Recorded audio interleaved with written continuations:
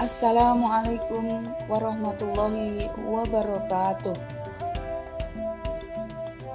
Perkenankan, saya di sini akan menyampaikan tugas 1.4.A.6 demonstrasi kontekstual modul 1.4. Saya, Ibu Eka Juliana SPD, dari Unit Kerja SMP Negeri 3 Gendung Adem Bojonegoro, CGP Angkatan 7, bersama fasilitator Ibu Dr. Diah Ayundawati MPD dan pengajar praktik Bapak Sutikno SPD SI. Dalam modul 1.4.A budaya positif ini memiliki tujuan pembelajaran khusus. CGP dapat mempraktikkan pemahaman mereka tentang penerapan segitiga restitusi dengan murid di sekolahnya. Restitusi merupakan proses kolaborasi yang mengajak siswa untuk mencari solusi dari masalah yang dihadapinya. Siswa diajak berpikir tentang orang seperti apa yang mereka inginkan dan bagaimana mereka harus memperlakukan orang lain. Gosek, 1996. Berikut adalah segitiga restitusi. Berikut ini adalah skenario kasus 1.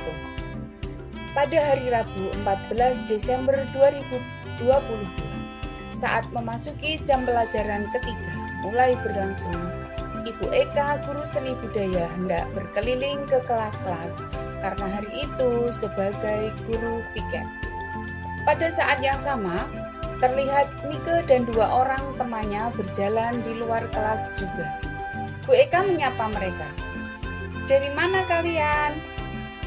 tanya Bu Eka. Mike dan temannya menjawab, "Dari kantin." Dan ketika itu Bu Eka mendapati Mike memakai rok yang tidak sesuai seragam hari Rabu dan Kamis seperti yang sudah ditentukan oleh sekolah. Juga Mike tidak memakai sepatu, namun memakai sandal. Bu Eka mencoba mencari tahu kenapa Mike memakai rok tidak sesuai warna yang sudah ditentukan dan tidak bersepatu. Mike berkata dengan intonasi yang kurang enak didengar, bahwa dia bilang, "Tidak apa-apa toh Bu, gini saja kok dipermasalahkan." Serta dia bilang lupa tidak memakai rok warna putih dan sepatunya basah karena dicuci. Kemudian Bu Eka menanyakan kepada Mike, jika hari Rabu dan hari Kamis memakai seragam apa? Mike menjawab, memakai baju batik dan rok putih juga bersepatu. Setelah Bu Eka bertanya ketika hari Rabu dan Kamis memakai seragam apa, akhirnya Mike mulai menyadari kesalahannya, bahwa dia tidak akan mengulangi kesalahan tersebut dan meminta maaf untuk tidak akan mengulanginya lagi. Bu Eka mengingatkan juga tentang kesepakatan dan keyakinan kelas yang sudah dibuat, dan agar tidak dicontoh oleh temannya juga adik kelasnya. Mike pun semakin tahu dan sadar bahwa dia sudah memakai seragam yang tidak sesuai ketentuan dan tidak bersepatu. Serta Bu Eka mengingatkan juga bahwa semua orang juga pernah melakukan salah. Mike menyadari semua kesalahan dan memohon maaf untuk tidak akan mengulanginya lagi. Mike dan 2 temannya pamit untuk kembali ke kelas dan Bu Eka pun mempersilahkan mereka untuk kembali ke kelas mengikuti pelajaran.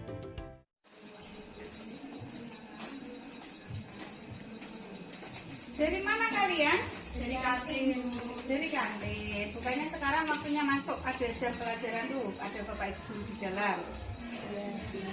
Ini bajunya kenapa enggak seragam?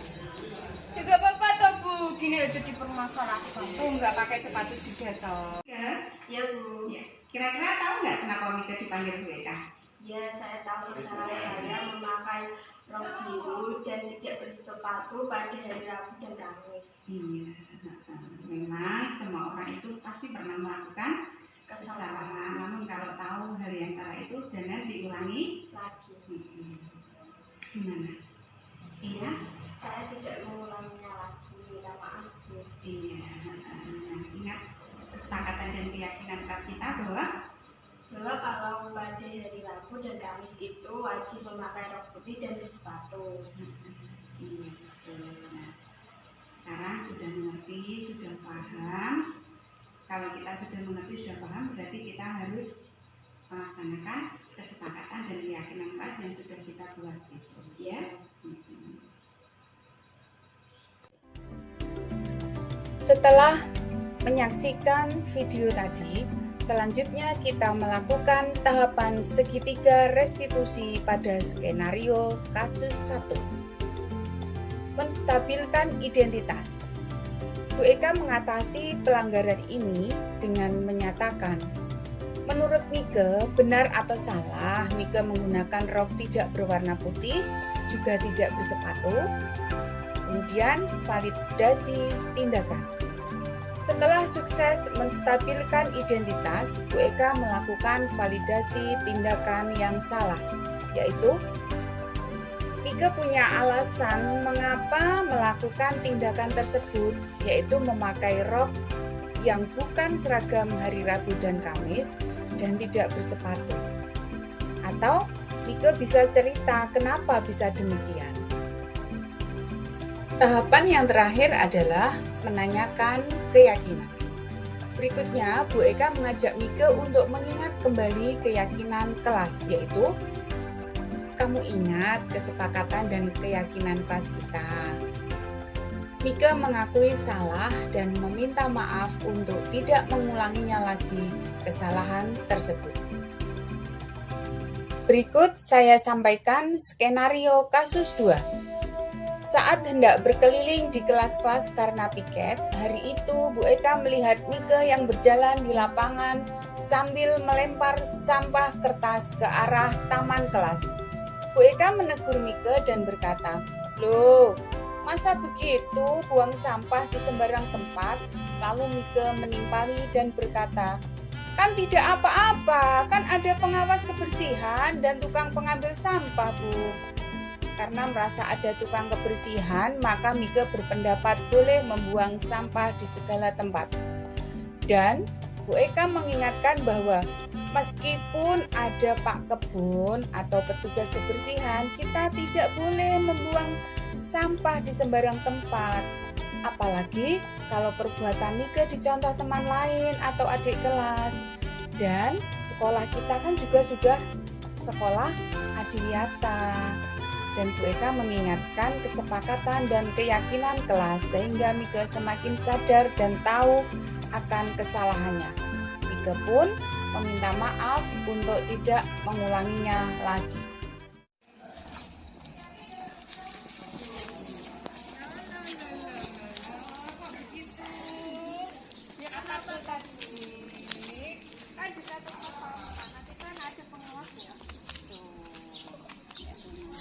Kok gitu? Masa benar buang sampah segala di sembarang? Tahu nggak kira-kira kenapa Mike dipanggil Bu Eka ke kantor? Saya tahu, Bu, saya salah melakukan kesalahan saat tadi saya membuang sampah sebenarnya tidak membuang sampah pada tempatnya. Iya, sudah tahu sayangnya memang semua orang itu pernah melakukan kesalahan. Namun kalau sudah tahu seperti ini, bagus tidak mengulangi dan meminta maaf. Ya, bagus sayang. Ingat kesepakatan kelas kita bahwa kita harus menjaga kebersihan lingkungan sekitar sekolah kita. Ya. Nah, ada keyakinan kelas yang harus kita patuhi, harus kita jalankan bahwa menjaga kebersihan sekolah dan semua lingkungan yang ada di sekolah kita itu adalah tanggung jawab kita bersama. Ya, saya minta maaf, Bu, saya tidak mengulanginya lagi. Saya tahu saya salah. Iya, sayang. Terima kasih ya kalau sudah tahu. Ingat, pokoknya kita harus bisa menjaga kesepakatan dan keyakinan kelas kita agar kita menjadi orang yang baik-baik saja, begitu ya. Terima kasih ya sayang ya. Setelah kita menyaksikan video kasus 2, selanjutnya kita melakukan tahapan segitiga restitusi pada skenario kasus 2 tersebut. Yang pertama, menstabilkan identitas. Bu Eka menangani pelanggaran ini dengan menanyakan, menurut Mike, benar atau salah Mike membuang sampah di sembarang tempat? Kemudian, validasi tindakan. Setelah sukses menstabilkan identitas, Bu Eka melakukan validasi tindakan yang salah satunya yaitu Mike punya alasan mengapa melakukan tindakan tersebut, membuang sampah di sembarang tempat. Atau Mike bisa cerita kenapa bisa demikian. Tahapan yang terakhir adalah menanyakan keyakinan. Berikutnya, Bu Eka mengajak Mike untuk mengingat kembali keyakinan kelas, yaitu kamu ingat kesepakatan dan keyakinan kelas kita. Mike mengakui salah dan minta maaf untuk tidak mengulanginya lagi kesalahan tersebut. Selamat pagi Mike, apa kabar? Pagi Bu, baik. Ya, alhamdulillah. Bagaimana perasaanmu setelah kita kemarin praktek menjalankan segitiga restitusi untuk mendukung kesepakatan dan keyakinan kelas kita? Perasaan saya senang Bu, saya menjadi tahu dan sadar bahwa kita harus taat dan menjalankan kesepakatan dan keyakinan kelas yang telah kita sepakati. Dan yakini bersama dengan segitiga restitusi ini, saya semakin sadar bahwa semua orang pasti pernah salah, namun saya tidak akan mengulanginya lagi. Ya Allah, alhamdulillah, terima kasih ya sayang. Demikian tugas ini saya sampaikan. Semoga bermanfaat. Guru penggerak, tergerak, bergerak, menggerakkan. Terima kasih.